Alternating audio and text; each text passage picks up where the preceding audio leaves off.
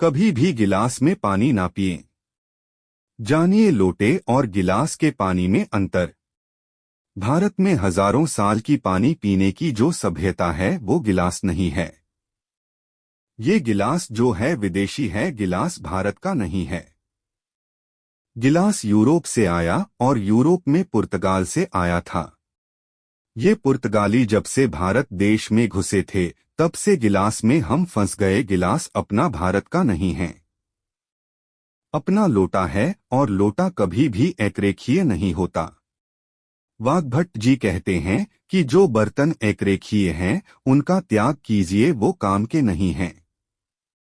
इसलिए गिलास का पानी पीना अच्छा नहीं माना जाता, लोटे का पानी पीना अच्छा माना जाता है। इस पोस्ट में हम गिलास और लोटे के पानी पर चर्चा करेंगे और दोनों में अंतर बताएंगे।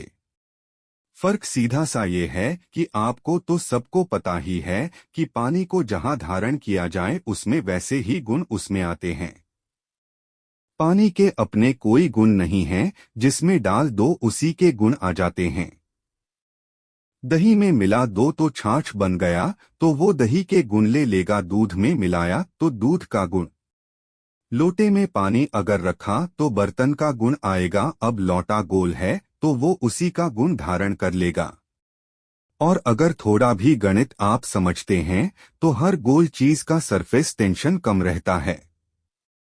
क्योंकि सरफेस एरिया कम होता है तो सरफेस टेंशन कम होगा, तो सरफेस टेंशन कम है तो हर उस चीज का सरफेस टेंशन कम होगा। और स्वास्थ्य की दृष्टि से कम सरफेस टेंशन वाली चीज ही आपके लिए लाभदायक है। अगर ज्यादा सरफेस टेंशन वाली चीज आप पिएंगे तो बहुत तकलीफ देने वाला है, क्योंकि उसमें शरीर को तकलीफ देने वाला एक्स्ट्रा प्रेशर आता है। गिलास और लोटे के पानी में अंतर। गिलास के पानी और लोटे के पानी में जमीन आसमान का अंतर है। इसी तरह कुएं का पानी कुआं है, इसलिए सबसे अच्छा है। आपने थोड़े समय पहले देखा होगा कि सभी साधु संत कुएं का ही पानी पीते हैं, न मिले तो प्यास सहन कर जाते हैं। जहां मिलेगा वहीं पिएंगे वो कुएं का पानी, इसीलिए पीते हैं क्योंकि कुआं गोल है और उसका सरफेस एरिया कम है, सरफेस टेंशन कम है। और साधु संत अपने साथ जो केतली की तरह पानी पीने के लिए रखते हैं वो भी लोटे की तरह ही आकार वाली होती है।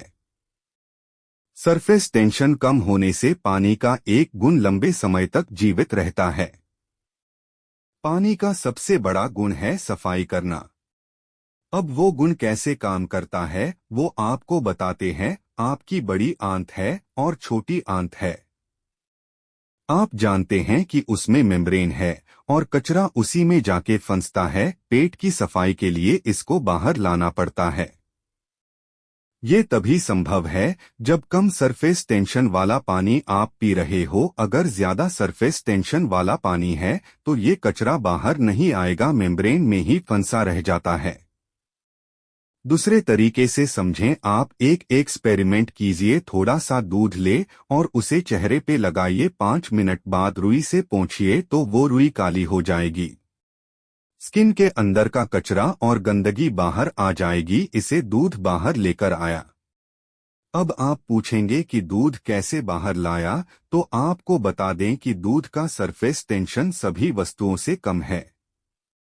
तो जैसे ही दूध चेहरे पर लगाया, दूध ने चेहरे के सरफेस टेंशन को कम कर दिया।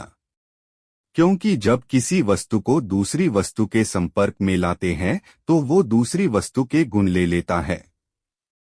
इस एक्सपेरिमेंट में दूध ने स्किन का सरफेस टेंशन कम किया और त्वचा थोड़ी सी खुल गई। और त्वचा खुली तो अंदर का कचरा बाहर निकल गया। यही क्रिया लोटे का पानी पेट में करता है। आपने पेट में पानी डाला तो बड़ी आंत और छोटी आंत का सरफेस टेंशन कम हुआ और वो खुल गई, और खुली तो सारा कचरा उसमें से बाहर आ गया, जिससे आपकी आंत बिल्कुल साफ हो गई। अब इसके विपरीत अगर आप गिलास का हाई सरफेस टेंशन का पानी पिएंगे तो आंतें सिकुड़ेंगी, क्योंकि तनाव बढ़ेगा। तनाव बढ़ते समय चीज सिकुड़ती है और तनाव कम होते समय चीज खुलती है। अब तनाव बढ़ेगा तो सारा कचरा अंदर जमा हो जाएगा और वो ही कचरा मूलव्याध जैसी सैकड़ों पेट की बीमारियां उत्पन्न करेगा।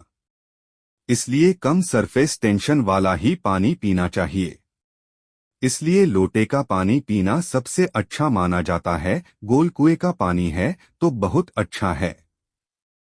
गोल तालाब का पानी, पोखर अगर खोल हो तो उसका पानी बहुत अच्छा। नदियों के पानी से कुएं का पानी अधिक अच्छा होता है, क्योंकि नदी में गोल कुछ भी नहीं है, वो सिर्फ लंबी है, उसमें पानी का फ्लो होता रहता है।